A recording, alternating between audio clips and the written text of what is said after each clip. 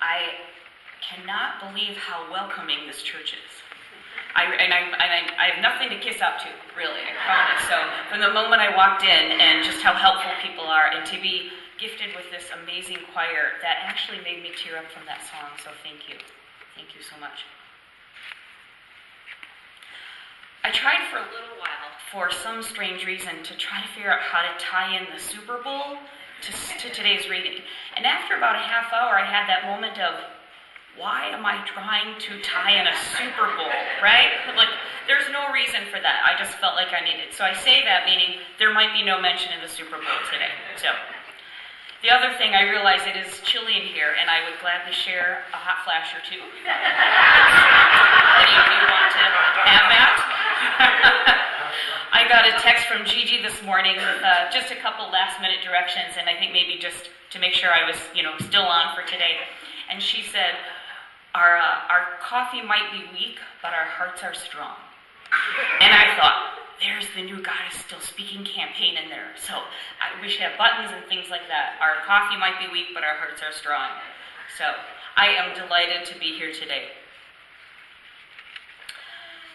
Has there ever been a time that you can think of when we've been more desperate for healing?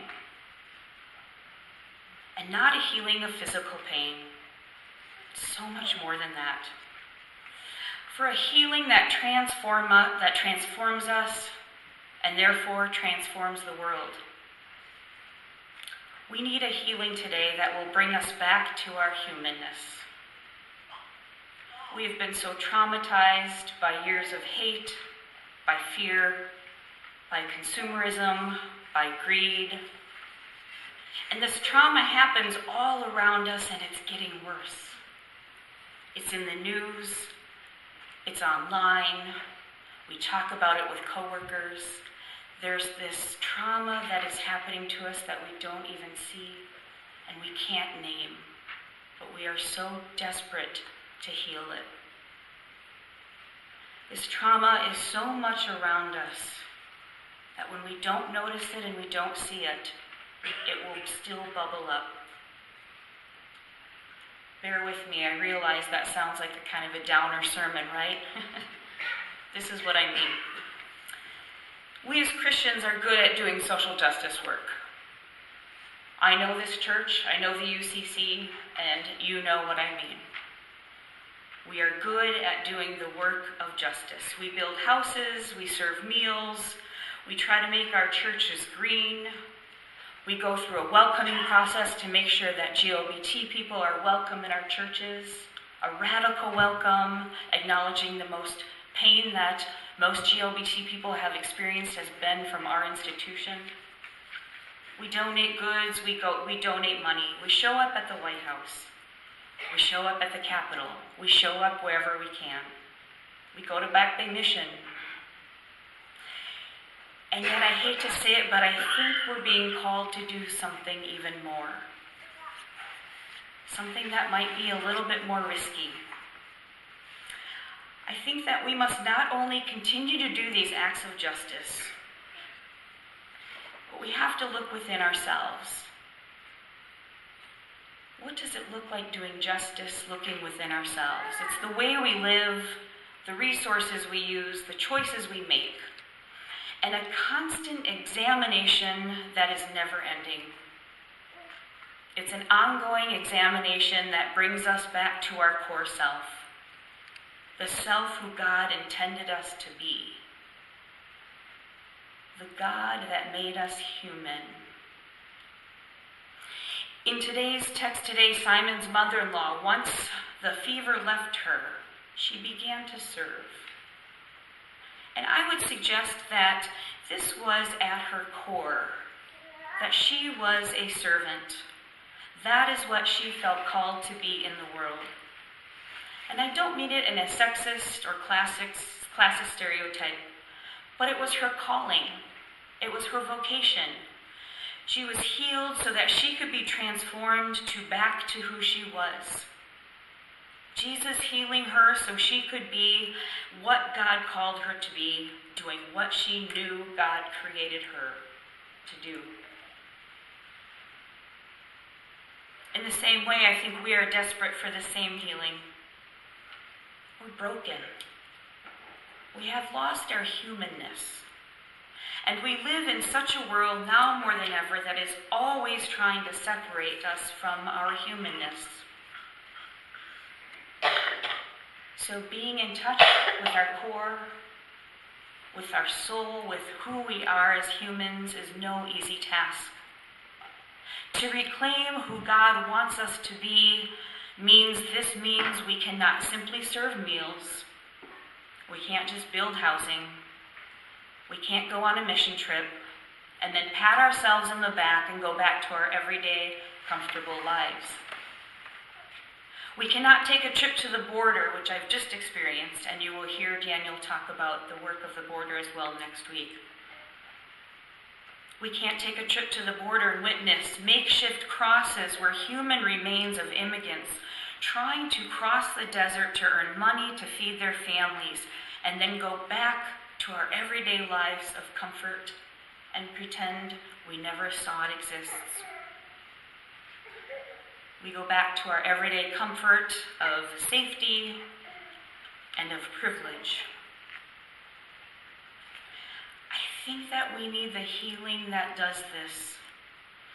The healing that helps us because we now have the lives in which we have the ability to see horrific human suffering, whether it be in person or on the news, and a half hour later, we never think about it again. We hear about tragedy happening and we turn off the TV and we go back to making dinner. We hear, and I heard this on the news, I apologize if anybody has said this, when the Vikings lost, I heard somebody being interviewed on the news, and they said, this was such a tragedy. The Vikings losing was a tragedy. A tragedy. How can we even think that when Puerto Rico doesn't even have electricity and water, right? But that is how separate we are from our humaneness. I don't want this sermon to be about guilt or shame. I grew up Catholic, and so I had plenty of that, and still have it. And this isn't about doing more. We, as good people, learn that living our lives the way that God intended us to be, to reclaim our humanness, is hard work. It goes against something that is so powerful, some strong, powerful forces out there that we don't even see, but we know they exist. And without constant reflection, we can lose who God meant us to be. In the words of Thomas Merton, a Catholic, it takes humility to be yourself. And to be yourself is very, very risky.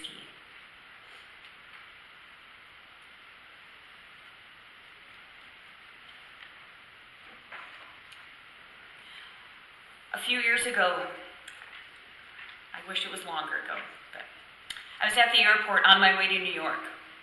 I had my latte, I had my snacks, and I will admit, a People magazine. And I sat down in my seat. A couple minutes later, 4 men sat down next to me. I looked at them. They were African. And as I listened to them talk, I discovered they were Muslim. Can anyone guess what happened next? What crossed my mind? I panicked. I turned into someone I never thought I would or could become. All I could think about was, what if they were planning on hijacking this plane that I was about to board? I asked myself whether or not I would even get on the plane. And then the logical part of my brain kicked in, saying, wait a minute, just because they're Muslim doesn't mean they're going to bomb this plane. This doesn't mean they're going to do some act of terrorism. God, how could I have even thought such a thing? What kind of horrible person was I? I have committed so much of my life to undoing racism, to fighting the fear-driven messages that we hear in the media that so many Americans believe. I have worked for justice. I stand here and I preach justice. I preach for an equitable society for all people. And this irrational fear, once again, came to mind. And I thought to myself, I don't care about social justice. I don't give a crap about all the beliefs I had. None of that counts when it's a matter of life and death. And clearly, if these men were going to do something terrible, it doesn't matter what my core beliefs or values are or what I preach on Sundays. It doesn't matter if I'm going to die on this plane because of an act of terrorism. Well, fortunately, my logic side won out, and I boarded the plane and, of course, safely arrived in New York. But personally, I was devastated, and I still am to this day.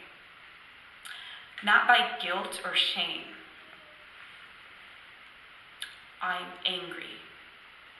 I am angry that I had lost sight of my own beliefs and values.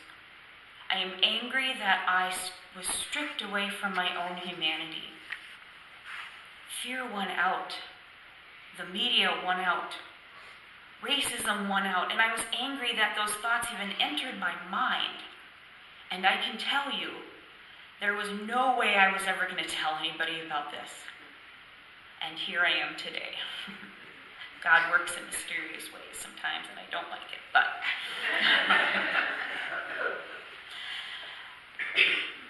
In a matter of a few minutes sitting in that airport, I completely lost touch with the person that God made me. The person that God created me to be. And I realized how easy this was to do and how exhausting it can be to constantly examine my life and not lose sight of this humanity, of how much I need constant healing so that I can remain human in this world.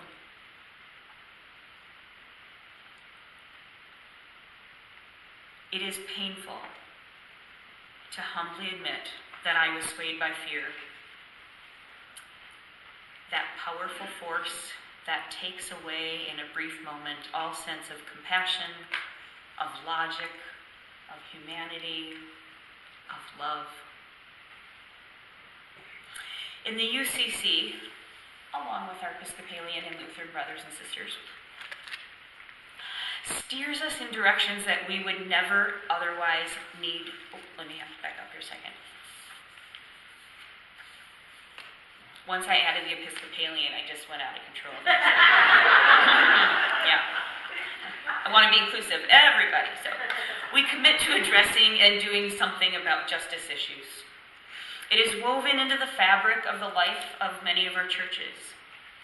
And I've always understood social justice as being something external. It's something we protest, it's something we march, it's how we engage with each other. But in the context of today's reading, we need to start seeing that social justice is about the resonance and the rebirthing of our values and core beliefs, because that will affect the actions we take in the world and the way we live and the way we remind others of our own humanness. I'm not talking about social justice as far as being a political ideology or social perspective. I am talking about justice being at the absolute essence of our being. It is the core of who we are and who we want to be in this world. I believe this because of this. Imagine if you ask people what their core values are. I hope that no one was going to say, I value oppression, I value inequality, I value getting ahead no matter what it costs. It's dehumanizing to be separated from one's core values. It is this trauma in our lives that uproots our anchor and leaves us floating with a compass that steadily, over time, if left unchecked, steers us in directions we would never otherwise go. Back to that airport. Back to where I was scared that Muslims would attack the plane that I was going to board. What happened? And where else does this happen in our lives? This requires a vigilant, intentional resisting this constant stream of barrage of messaging that we constantly hear, a messaging that is fear-driven and hateful. I assume you know what I mean. So hateful that I can hear about a bombing, I can hear about those people dying on the border, I can hear about Cape Town not having enough water, I can hear about Puerto Rico not even having electricity, and yet I can turn off the news and I can go back to wondering what I should make for dinner tonight. Wondering what I should make for dinner tonight.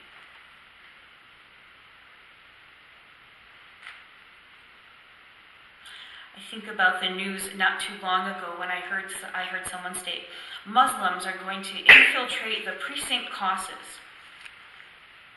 Oh, that sounds scary, right? Infiltrate. That's a scary word. And I heard it over and over again. What I needed to do to be able to think critically, to be vigilant against that message, was to figure out what do they actually mean. And the truth is that what they mean to say is they're participating in our political process. Right? Infiltrating and engaging in political process. Those messages that we constantly hear, that we hear so much that we don't even see it or recognize it. That is what takes us away from who God meant us to be, our own loving humanness. This vehicle, this media, these messages, they produce a cultural ideological Kool-Aid. Everybody drinks. It's so thorough in its reach that millions of people start to see this as normal. We see it as normal. To hear somebody say on the news that it is a tragedy that the Vikings lost, that seems normal. Maybe not for all of us, but for many of us, right? I'm going to use racism as an example of this, which is always interesting being a guest preacher and speaking about racism. But it's the Spirit that led me to do this. Racism has destroyed communities of color. There is no doubt about that. But it has also unhinged white people from their anchors. Anchors of sanity, of humanity, of common decency, such that they are no longer decent. We are no longer decent. And yet the delusion is so strong and this pull of whiteness so powerful with our white picket fences, white children, our white pictures in history books. It's white presidents, that the ability to tease fact from fiction and call out this delusion evaporated long ago. Hence, what happened to me at the airport, the great tragedy is that the connection to these core values, and thus the connection to who we really were meant to be outside of the limiting parameters of our skin, is also lost. So Jesus tells us that He will heal us. He will help us see where our values have gone, where our humanity has gone, where our very souls have gone. Seem too dramatic? Please remember that it was everyday white folks who stood around watching lynchings with their smiles, their lunches, and with their children watching on as casually as if they were watching a TV show. How is that not a form of insanity, of inhumanity? Too dramatic? Let's not forget it was everyday white folks in South Boston who threw rocks, bricks, and bottles at the segregation buses with children of color on them. I could go on. To be sure, the knife of whiteness has steadily, progressively, and with an iron hand whittled away the values of white people and replaced them with white values, the values of market, consumerism, assimilation, of greed, of endless war, of a prison industrial complex, of genocide and living on stolen land. So, if you came looking for the Jesus heals us, I want to end with some hope. The good news is that we aren't being asked to become a brand new person who we do not know. It isn't about starting a new program here at church or creating a program budget. This isn't about becoming new people. No, this is about we as individuals and this faith community committed to heal, to become who we once were in this world, to become who we as Christians claim we are, to rediscover the love God gave us and the healing Jesus offers to us, to have the compassion each one holds, essentially to become human again. As difficult as that can be, it is who God wants, to live with love and compassion. May it be so.